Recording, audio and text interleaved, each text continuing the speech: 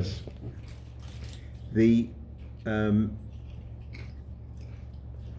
I'm not going to let this be too easy because I'm sure everybody's heard many of the easier levels of Yom Kippur.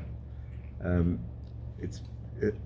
there's no one at this table, and there's no one that I know of that listens on the phone who won't be able to manage this. And if there are, well, they've just got to learn to come to more shiurim, that's all. So that can't be bad either. But I want to really just turn a light onto where this is going. We're going to be considering together the concept of a Jewish neshama, that it is a helik Eloika mimal, that it is a part of godliness itself. By the way, when you this is an aside and has nothing to do with the shir really, but usually when that phrase is repeated in Chabad, it's repeated in the wording of the Alter Rebbe, the author of the Tanya and the Shulchan Aruch, who added a word to that. He said that a Jew's neshama is a helik Eloika mimal mamish. Mamish means actually, but mamish is also a term for gashmias, for reality, for something that you can touch and feel and squeeze. And the genius of that additional word is that a helik Eloika mimal means a part of godliness above, which is a concept of a part of infinity. And I'm conscious of the fact that that's the grammar of that's difficult. How can you have a part of infinity? But that's how we learn that it is a part of infinity. But then by adding the word mamish, it grounds it. So the Jewish neshama is a part of godliness itself, but by adding the word mamish, he sketches in something that we all have a basic knowledge of now, I hope, in the shir, that the job of a Jew is fundamentally with Gashmias, to elevate Gashmias into Ruchnias and bring Ruchnias down into Gashmias. So when we talk about a Jewish neshama being a helik Eloika mimal, we add the word mamish to reinforce that dual energy that drives a Jew. Now we're going to have a shir on Yom Kippur, and obviously there's various levels to that. There are halakhic levels that everybody, I'm sure, knows. That for 26 hours we leave the planet in terms of gashmias. We don't eat, we don't drink, we don't wash, we don't wear shoes, certainly leather shoes. There are many Jews who won't wear any shoes at all. They just wear socks. And the bracha that we say every day, Baruch atah Hashem Elokeinu melech haolam, who gives us kol tzorchi, all our needs. The word tzorchi really means shoes.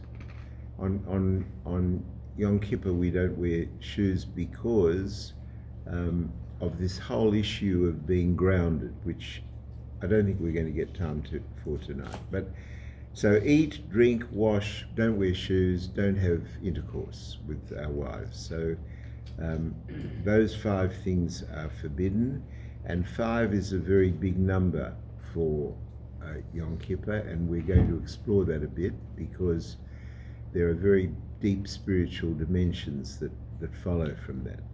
But those 5 halakas, you have to understand, in Torah there are no coincidences. Everything is absolutely complete, and if there are 5 halakas, you can be rest assured that there are 5 deeper and deeper and deeper levels to the neshama and what we do and our davening, and we're going to come to all of that in a minute. But I just want to start with, I'll try and give a simple example of where this is going. And this is from personal experience. I mean, nobody cares about my story, but I'm just telling you that when one of my daughters gave birth, that particular son-in-law, it was their first baby.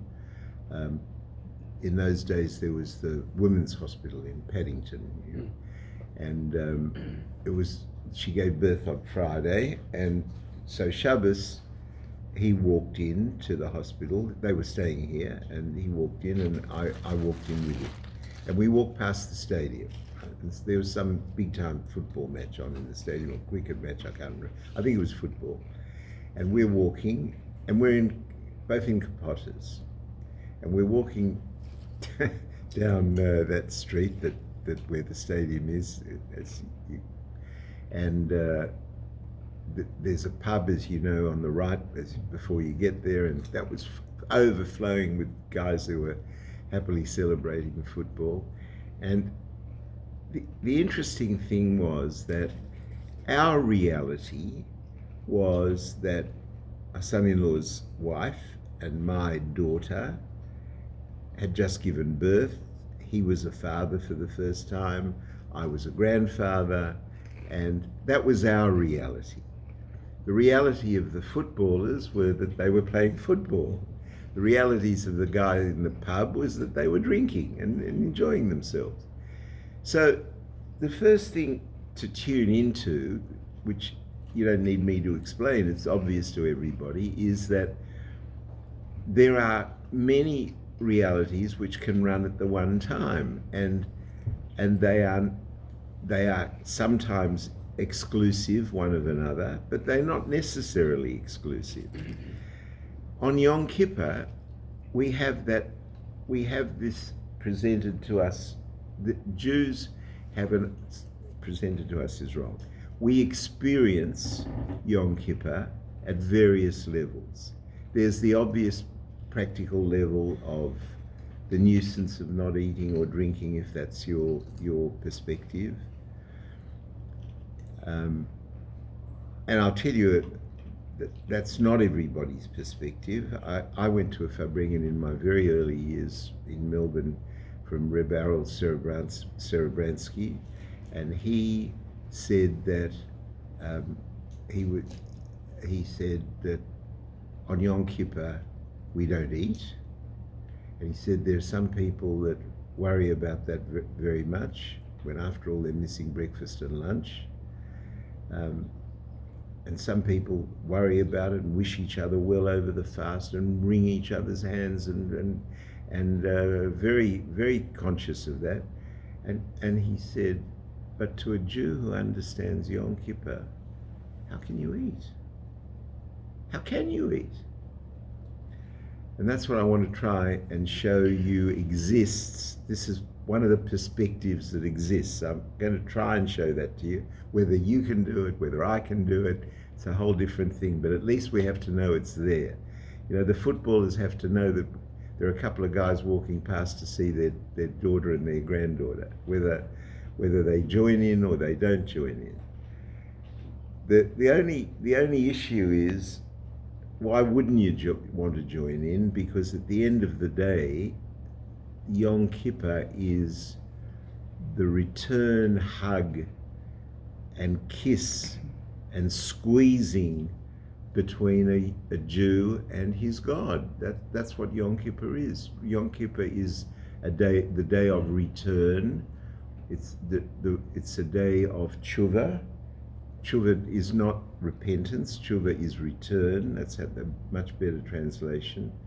And we're talking about a level of conjunction of your and my soul with our God. And it's the absolute high point of that throughout the year. It's a time of there's a coming together of three of the holiest things of the year on Yom Kippur. It's the holiest time of the year. It's the holiest. The Kohen Gadol used to bring the korbanos in the Kodesh HaKadoshim, in the Holy of Holies. So it was the holiest place, and the holiest representative of Am Yisrael did the bringing of the korban. So it was the holiest time, the holiest space, the holiest person, and those three things come together. And we learn that there's nothing outside anything in Torah. Everything that is mentioned in Torah is a truth, and a truth runs absolutely through everything. So if that's the holiest time of the year and the holiest space of the year by the holiest person, those three things exist in your reality and my reality about yourself. This is the holiest time for yourself as a person. It's the holiest place for yourself as a person, and you are potentially able to reach your very, very best in these 26 hours. So you can have the one perspective, like the guys in the pub across the road drinking their beer, where you go to shul and you're sufficiently affected to do that, to take notice of Yom Kippur. That's also a madrega, as we'll see. It's also a level, but there's the opportunity to understand that this 26 hours is an opportunity for you to leap to heights which are not available the rest of the year, but which the Rebbe was fond of saying, Yaakov Holot L'Darkoi, which means that after this is finished, Yaakov went on his way. That's a quote from Torah, and that means went into the normal world. But for 26 hours, you have an opportunity to leave that normal world. Now, for that, you need some training, and you need some education, and you need some direction. But I'll try and give you some goalposts. And let me say straight away that just because somebody gives a shiur doesn't mean they're any better at it than you and me. So anyway, l'chaim. Okay, let's start with this. Let's start with this number 5, because I mentioned it already. A Jew davens 3 times a day. Ma'ariv, Shachris, Mincha. On Shabbos and Yontif, we daven 4 times a day. We add a prayer. The addition is in Hebrew, the word musaf means an addition. So we add the musaf prayer, additional prayer. When it comes time for Yom Kippur, we add a 5th prayer. It's the only time in the year that we do it. The prayer is called Ne'ilah. It comes at the end of davening, right before the end of Yom Kippur, and it is a prayer which encapsulates this conjunction of your and my soul with our God. And I'm going to try and explain why that is so in a minute. The first thing to understand is that 5th prayer is not an accident. It's not just part of a playwright's score or for a musical. It is a deeply important spiritual climax to the day's climbing. The top of the ladder of your climb is this prayer of Ne'ilah. And in the prayer of Ne'ilah, the word means locked. The word Ne'ilah indicates being locked. And a lot of Jews used to learn, and therefore there's no contradiction in Torah, so it's right. They learned that it's the last chance. You've been fasting and davening and for 25 and a half hours, got half an hour left.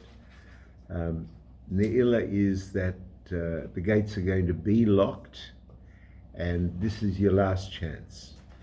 And therefore, it's a very emotional time for people who understand what's going on. Now, the Rebbe said, if that's the only way you understand it, you've wasted your Yom Kippur. Because when the way to understand it according to Chabad Hasidus is that this is the point in the day where the gates are locked, but they're locked behind you. They're locked behind you so that you have a private session, absolutely one-to-one with your God. So it's a very important time. And, most Jews, and this isn't a criticism, as you'll see in a minute, I'm going to explain something that you'll see that this isn't a criticism. But for most Jews, Yom Kippur is a very difficult day. I mean, most people don't understand the davening. It's a very long day. Somehow or other we choose chazonim. Those chazonim, Nebuch, love to listen to their own voices. They schlep the davening. They singing as though they're in the opera house, trying to impress everybody. And most people who go to shul are holding the siddur up one way, holding it up the other way. They have no idea what page we're on. And how long is this going to last? It just goes all day, and it's just so long and so difficult. And they're hungry and they want a coffee, and it's instead of being, you have to understand that Yom Kippur isn't a sad day. Yom Kippur is a day of triumph. It's a day of great joy. It's called the Shabbos HaShabbosim. It's the Shabbos of all Shabboses. And it's very sad that for most Jews, although it says that the Torah says you have to afflict yourself, that means by not eating, drinking, shoes, washing, sex, but still it's an opportunity for a wonderful spiritual experience for those that know what's going on. But for every other person, Yom Kippur is a very difficult day. So what happens is, some Jews come for Kol Nidre on this year it'll be Friday night. Some come for Shachris for a while, and especially if they want to go to Yiska for the neshamas of their parents and so on. But then, what do you want from me? They go and they miss Musaf and they miss Mincha. And some of them will come back for Ne'ilah. Not everybody, just some people who know what Ne'ilah is. And that's the sad truth of the culture difference, that Hebrew is not our Mama Loshen, the Siddur is not our, whereas for 2,000 years, the whole of the service was the language that you and I speak to each other. So for Jews who went to shul on Yom Kippur, they didn't go home. Wouldn't occur to them to go home. And they missed a coffee. Who cares? This is what the Rabbi Serebransky was saying, that you have an opportunity to be talking to your God. You don't want a coffee. So, what is it that makes Jews keep any level of Yom Kippur? I mean, that is a question that honestly is a matter of logic. You're forced to ask, because let's talk about Israel for a moment. Israel is a secular state. I mean, you've got to admit that in the population of Israel, the observant Jews are a tiny minority. Most Jews in Israel are secular, right? Is it a fact that not for this year maybe, but every year the airport's closed on Yom Kippur? Does everybody know that? The airport is closed Yom Kippur. Right? Why is the airport closed on Yom Kippur? What brings a Jew to a consciousness of Yom Kippur? How many people fast at least some of the day Yom Kippur? You walk towards Central. I mean, today people wear sneakers for comfort, but for the last 30 years, 40 years, 50 years that I've been keeping Yom Kippur, I walk to Central. I see people that would never be in shul ever in the whole year, and they're walking in sand shoes, or what do you call it, in sneakers. Maybe they don't go inside the shul. Maybe they stand outside the shul. But what is it that pulls them? There's no question. You can't deny that there is a super pull on Yom Kippur for each Jew at whatever level he is. He has some pull to Yom Kippur. Yom Kippur is a different day.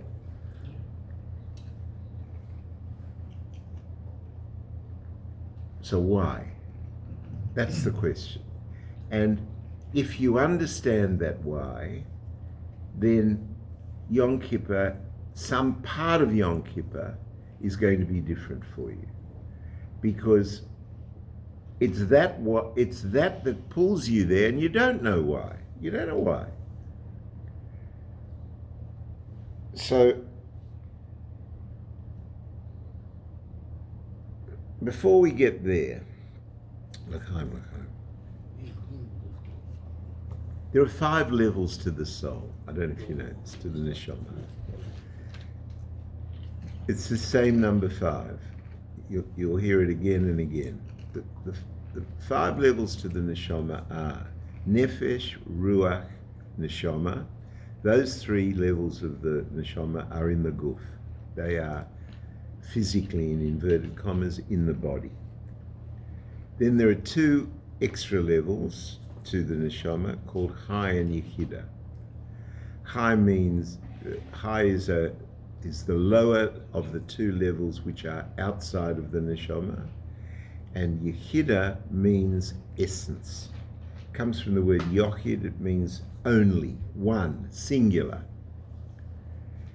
And it is that level of the neshama which is a helik Eloika mimal.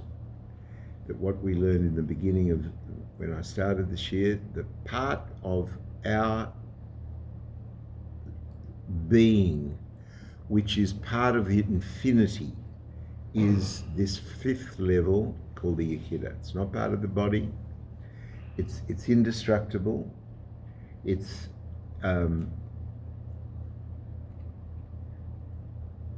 there's a mashal that's often used with a fridge.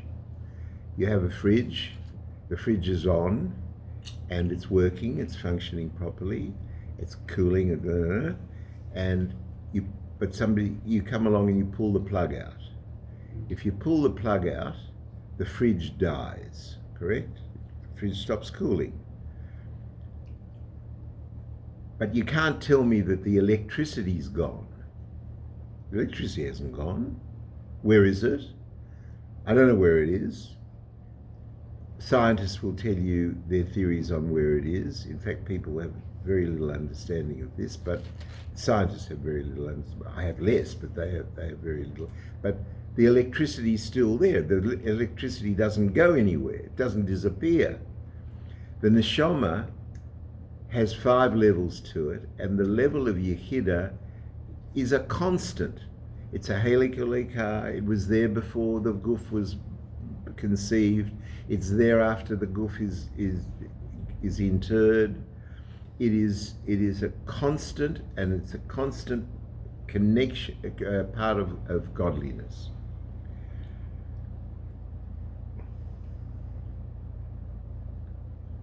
To understand those 5 levels of the neshama, I'll just sketch this in for you quickly. The level of nefesh is you and I as we function in terms of action. When we act, when we do something, in that's the level of nefesh. Ruach is where the level of emotion. In other words, emotion is added to that action. Neshama is when intellect is added to that emotion and that action. Chai is where will is added. Rotzen, I don't know how better to put it than will. The Rebbe has a phrase that nothing stands in the way of Rotzen. Nothing stands in the way. You want something enough, you'll get it. You'll manage it. So that's the fourth level, the level of will. But the fifth level of Yehidah, we are now talking about a different thing altogether. We're talking about essence. Essence,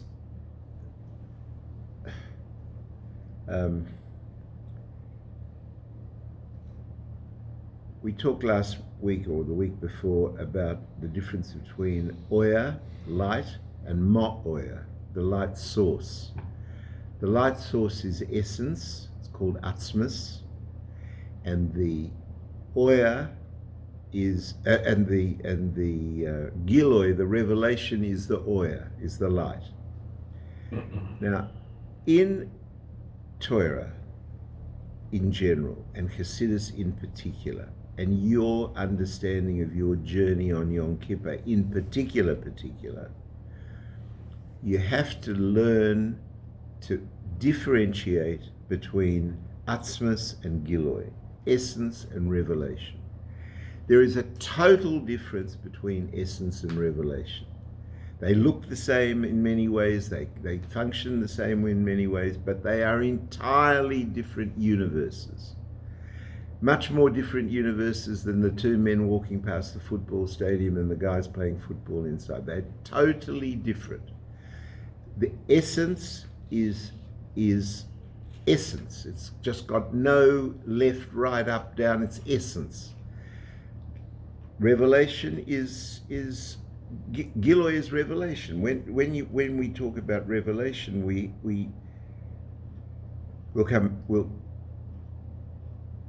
come back to that. Just so that you know, the 5 levels of the neshama correspond to those 5 levels of davening. So nefesh corresponds to ma'ariv, and ruach corresponds to chakras. And why? Because when we daven ma'ariv, that is representative of your and my most basic self-perspectives. Our most basic self-perspectives are acquisitive. Would you agree with that? Whether it's pleasure, whether it's money, whether it's power, whatever it is, it's the desire for yourself. It's separate. You have the illusion of being separate from godliness and from the rest of humanity, and you're running around servicing your self level. That's ma'ariv. Why? Because you're in the dark. That's what that is. That's because that is a very darkened space. With some spiritual sophistication, we reach a level where there is some light, and that's chakras. And that light is to understand that there's more to life than just gratifying oneself, and that there are certain responsibilities that one has and certain goals that one... But then, when we get to Musaf, I'm talking about the davening at Yom Kippur, when we get to Musaf, the additional prayer, we need something to add to this, and that is intellect. That's where we sense that not only is there more to life, but how to go about adding that level to your life. And that's what everybody's doing in the Shir tonight. This is exactly what you're doing. You're adding to your knowledge with your intellect. But that isn't enough, because then we go to the higher level of Chai, where what is being added now is Rotzen, is will. And now there's a question of really who's in charge. And it's not a bad thing to have to face that once a year of who's in charge. How does an animal, you look at an animal who only has 3 levels to its nefesh, and an animal works in terms of stimulus response, automatic. It has a level of problem solving where if the food is behind such and such, it will learn to move such and such to get to the food. But fundamentally, an animal functions in terms of a stimulus and a result and a response. And most human beings, Nebuch, function in the same way, and they never grow, and they never experience greatness. And personal greatness is the ability to overcome all those animal levels, so that the choices are deliberate, not prompted by stimulus. So the final level, where we daven Ne'ilah, is a whole different madreg. It's a whole different level, because now you are facing that level of yourself, which is a part of God Himself. And that's a whole different experience. It's a whole different reality. And it's been a long period of time to get to that level of Ne'ilah. It needs Ma'ariv the night before, starting with Kol Nidre, and it needs the morning davening, and it needs the Musaf, and it needs Mincha in the afternoon. But then when you've been through all of that, and you've worked through all of that, and to whatever level you can, some people can only work through it for 10 minutes and then they go home and come back for the next one. But if you can get through this journey, then when it comes to Ne'ilah, for anyone who's ever been there, the roof comes off. when I remember my blood curdled the first time I heard Rabbi Feldman, who used to daven Ne'ilah in those days, when I heard him at the end where we screamed Shema Yisrael and then Hashem Elokeinu, Hashem Echad, and we'll come to those numbers in a minute. It's an incredible experience. And you have to feel very sorry for the guy who runs to get a drink, because the poor guy's missed out. That doesn't mean that you've got to be a fraud and pretend not to want to go and get the drink when you want a drink. That's the worst thing. But if you can manage a real presence in Ne'ilah, you're not ready to eat or drink yet. You can go another hour, another 5 hours, you don't care.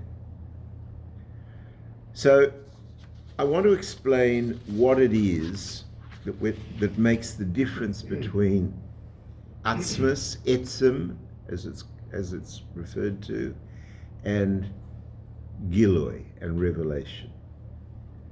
So let me start with this. We have a very puzzling piece of logic. The logic is this, that Yom Kippur is, after all, the Day of Atonement, correct? That's the day on which we atone for our sins. And it's a day of tshuva, of saying sorry. And we have a prayer called Al Chet, which we say 8 times on Yom Kippur. And we clop on our breast, and the list of sins that is in the Al Chet prayer is gargantuan. I challenge, I can't believe there's anyone evil enough on the planet to have done everything in that list. And it's not for tonight, but you have to remember that the Lubavitcher Rebbe said Al-Chet. All the Rebbes in Chabad said Al-Chet. Why do they say Al-Chet? You know, it's no good standing there and thinking, well, this one doesn't apply to me and this one doesn't apply to me, because obviously the Rebbe could have said that better than all of us do everything. And he still said Al-Chet. So why does he say it? So there's a whole lot of, we haven't got time for it. It's a different detour, but very quickly, the one answer is that it's collective and we're saying it for all of Am Yisrael. Another is that the Rebbe is our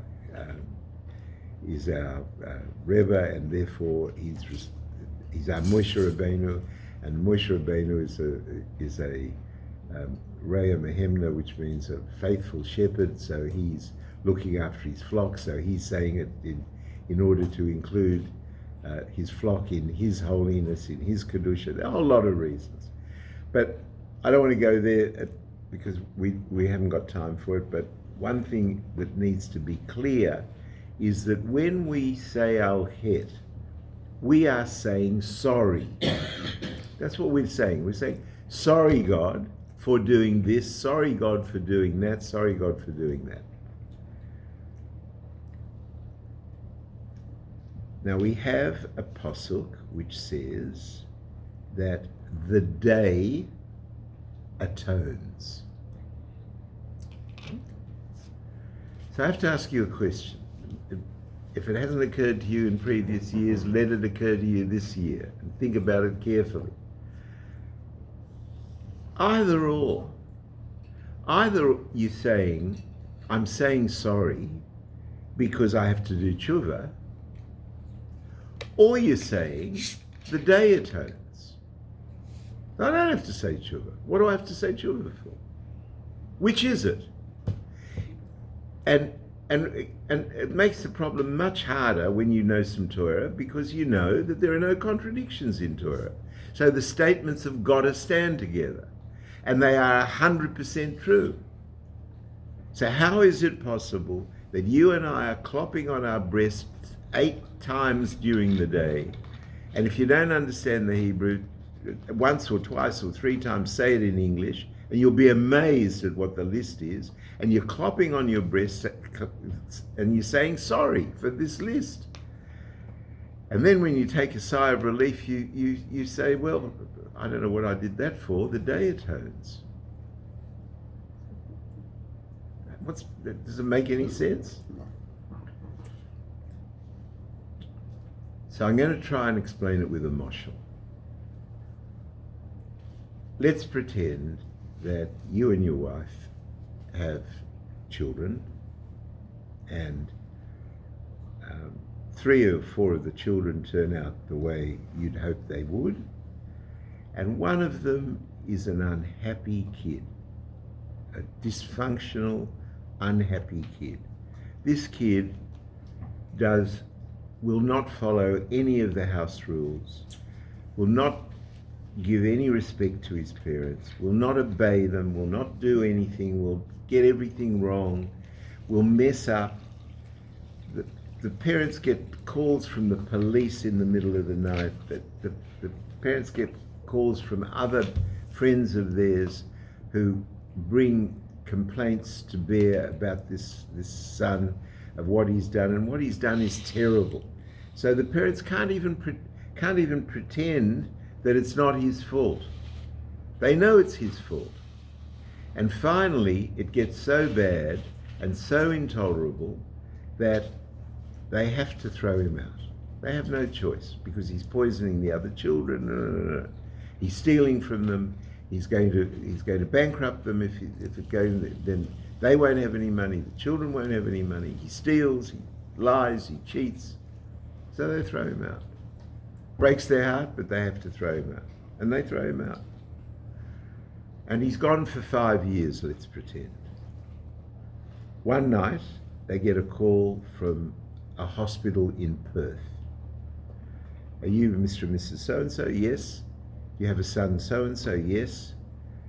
I'm sorry to tell you that he's been in a very serious accident, and we've done blood tests. I don't know what I'm talking about, but these levels of white cell levels are here, and he's got a few days to live.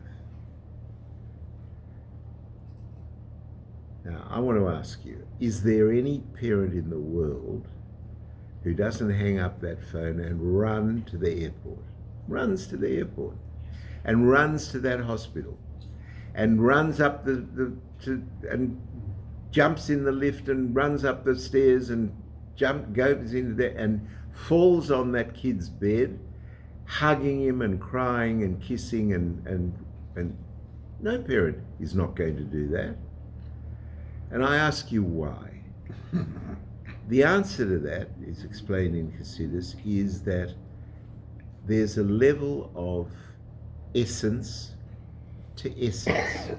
There's a level of essence from the parent to the essence of the child. That level, essence to essence, can't be interfered with.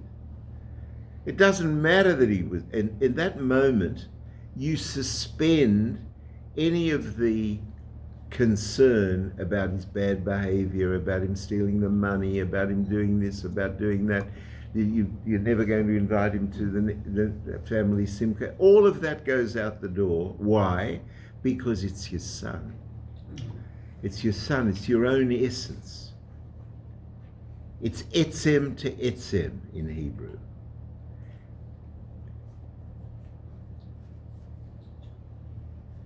What Yom Kippur is, especially at Ne'ilah, is etzem to etzem.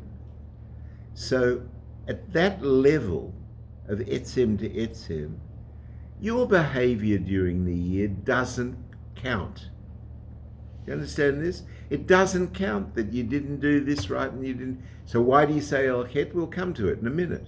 But the reality is that at that level where etzem meets etzem, the details of how you live and how the parents live and how this goes left and that goes right, it's all irrelevant. On Yom Kippur, in the davening of Ne'ilah, we go to God etzem to etzem, parent to child, child to parent. And we say to our God, there is nothing. There's nothing that can get in the way of etzem to etzem. It's infinity to infinity. It's my soul to you. And nothing that I've done warrants a split in that sufficient that we can't conjoin in an emergency.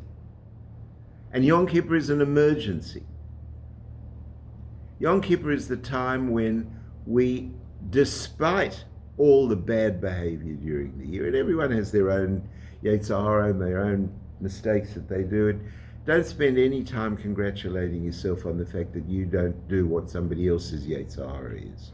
Somebody else's Yetzer Hara doesn't tempt you, doesn't do anything to you. You and I have to worry about you and I ourselves and what we've done wrong. And if you're honest, you've done plenty wrong, unless you're at Tzaddik Gomer.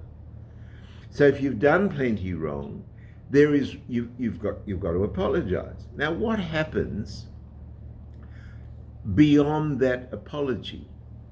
What happens beyond that apology is that the apology isn't even going to be necessary. Do you still have to apologize? You do. We'll see why in a minute. But before that apology even becomes fixed in stone, there is a conjunction of etzem to etzem. So why do we need to apologize? What do we need that for? If the day atones, and it's etzem to etzem, and you're lying on the bed of this child of yours who's got 72 hours to live, or 3 days to live, or whatever it is, there's a knock on the door, and a doctor comes in, very shamefaced, and says, look, I really don't know how to say this to you, but I've got to do it. There was a mistake. It was the wrong person's blood test or whatever. I don't know what the technical thing is. and he's going to live to be 80 or 100. Now what happens? Now what happens? Not so simple. It's not so simple, because you've hugged and kissed and loved, and that love's been awakened, irrespective of the trauma of the bad behavior. So the question is, now he's going to get better. He's going to get better. Your son's going to get better in 5 minutes or 2 days or 5 days or whatever it is. And then, now we have a new question. What's going to happen then? Are you going to go back to the situation where you're never going to invite him to the other brother's bar mitzvah? You're never going to go to his chasana? You're never going to speak to him again? You're never going to get a phone call from him again? Are you going to go back to that? Or are you going to build a new reality with him? And the answer is that you need the al-chet. You need him to apologize. You need the kid to see that you've dropped, and the kid sees without you telling him. The kid sees that you dropped everything despite all of the past, and you got on a plane and you went to Perth and you ran up the hospital stairs and you burst into the room and fell on his bed and sobbed and cried and said, Tilim, and he now has a different exposure, etzem to etzem. So now he is genuine in feeling sorry that he messed up your home like that. And that genuine regret, that genuine tshuva, that's a return. That's a return from him to his parents, and from his parents to him. And they are sorry that they built him out of the house, and he's sorry that he needed to be built out of the house. And they hug each other, and now it's not etzem to etzem anymore, it's giloi to giloi. At the giloi level, you can fight. You can have fights, you can have disagreements, you can have your giloi versus my giloi is not etzem to etzem. So at the giloi level, they need the apology. He needs the understanding. They need the understanding, and they can now go forward and build a new future together. But the moment that is the catalyst for that is etzem to etzem. And that's what Yom Kippur really is. This isn't the end yet. They've still got a couple more things you need to have on board. But this far, I hope we are together, that etzem to etzem is different to giloi to giloi. Giloi to giloi allows for bad behavior, for being right, for being wrong, for being sensitive, for being cruel, for being different, from being the same, whatever it is. But etzem to etzem, a father is a father. That's his son. There comes a point where it's non-negotiable. It's his son. And the kid, it's his daddy. It's his mummy. Not negotiable. I mean, there are dysfunctional situations which are exceptions to that, but I'm not talking about that. I'm talking in normal structures and normal behaviors.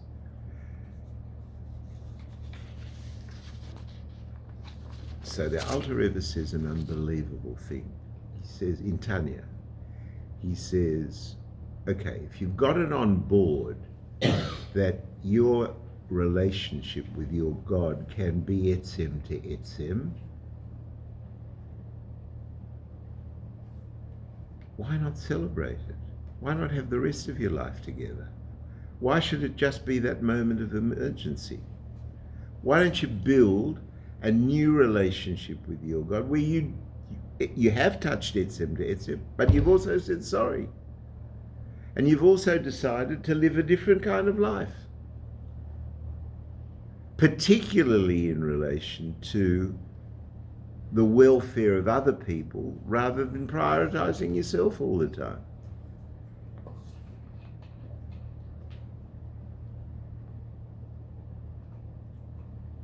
Now, at the end of Nila, we have another set of numbers. It's 2 times 5, it adds up to 10. At the end of Nila, the Chazan screams Shema Yisrael, Hashem Elokeinu, Hashem Echad. Why? He is screaming your focus on unity, on that level of etzem to etzem. But now you've got to go out into the world. So the next thing that he says, Baruch Shem Kavod Milchus Elohim Vayed, and he says that 3 times. He screams that 3 times, and that is because we are now taking etzem and taking it to that level of our neshama, which is the intellectual level of our neshama, which is the Chokmah, Binah, and Das level of our soul. And then he screams Hashem Hu Elokim 7 times, and that is taking this unity which you've taken through your intellect into your guf, through the levels of your brain to the 7 levels of your emotion. And then when you're completely drenched with all of that, that's the end of Yom Kippur. And the end of Yom Kippur, you have to know this, is the beginning of our new life with our God. It starts on Rosh Hashanah, but it finishes Yom Kippur. The Aseret Yomei Tshuva finish on Yom Kippur. After that, we celebrate what's happened with Sukkot. And that Sukkot becomes a celebration of achievement. But this is Yom Kippur, on Shabbos. At the end of Shabbos, where you will be is having the opportunity to have touched etzem to etzem, and remembering that in shul for yourself. Doesn't matter what the Chazan's doing, doesn't matter what your neighbor's doing, doesn't matter who you think is holy and who isn't holy. You wouldn't know and he wouldn't know. You don't know what's in his heart, he doesn't know what's in your heart. But it's your opportunity for a private moment with your God, etzem to etzem. And then the al-chet means something. You really do feel sorry. How stupid was it to do this? How stupid was it? I'll give you a simple example. You know, I think I gave this example a few weeks ago, that when the Frierdiker Rebbe once came out of 770, the previous Rebbe, and a guy comes out of shul and he's running, let's say north, well east. Eastern Parkway is east-west, so he's running east, let's say. And the Frierdiker Rebbe calls him and he says, "Yankel, can you come here?" And the guy says, "Rebbe, I'm really in a hurry." He said, come here. So he says to him, "Why are you in such a hurry?" He says, "I've got an appointment in the office, Rebbe, for money." And the Rebbe asked him, "And how do you know that your parnasa isn't in the opposite direction?" Right? The reality is that most of the time we spend thinking that we control everything, and that's not what Yom Kippur is. Yom Kippur is a surrender of all of that. It's an ability. It's asking yourself to stand etzem to etzem with your God, and then your tshuva means something. And when you do that tshuva, you have the opportunity to build a new life, totally different perspective. Now, I said at the beginning of this year, I'm no better at this than anyone else, so let's each give ourselves a bracha each other that we can do it. What is the shofar after, at the end? The shofar? At the end, one last blast.